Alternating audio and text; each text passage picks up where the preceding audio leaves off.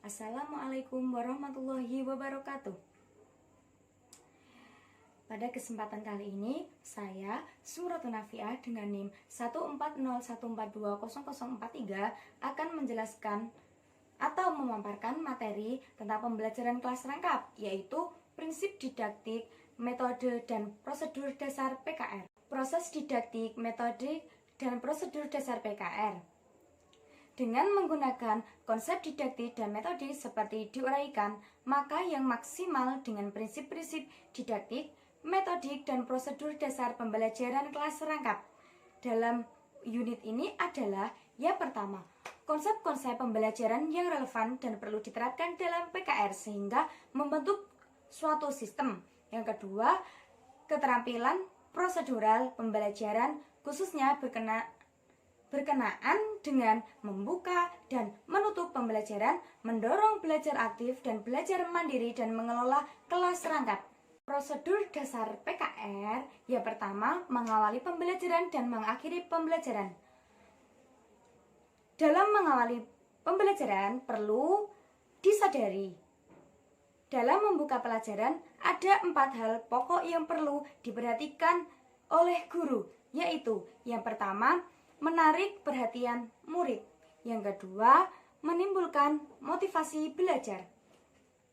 Mengakhiri pembelajaran, ada 3 pokok yang harus dilakukan pada setiap menutup pelajaran dalam PKR, yaitu yang pertama, meninjau kembali. Yang kedua, mengadakan evaluasi penugasan murid.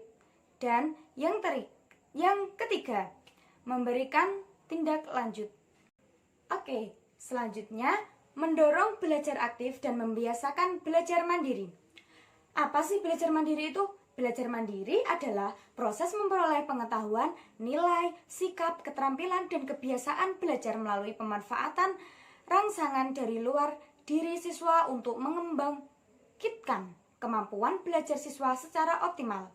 Alasan perlunya digalakkan belajar mandiri yang pertama, individu yang berinisiatif dalam belajar dapat belajar lebih banyak dan lebih baik daripada yang tergantung pada guru.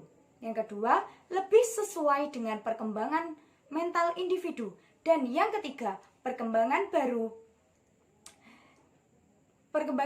dalam berbagai aspek pendidikan, menempatkan siswa sebagai pembelajar yang aktif.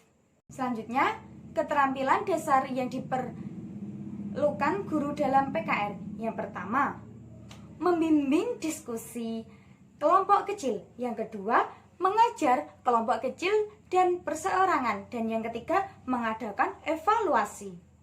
Mengelola kelas PKR dengan baik.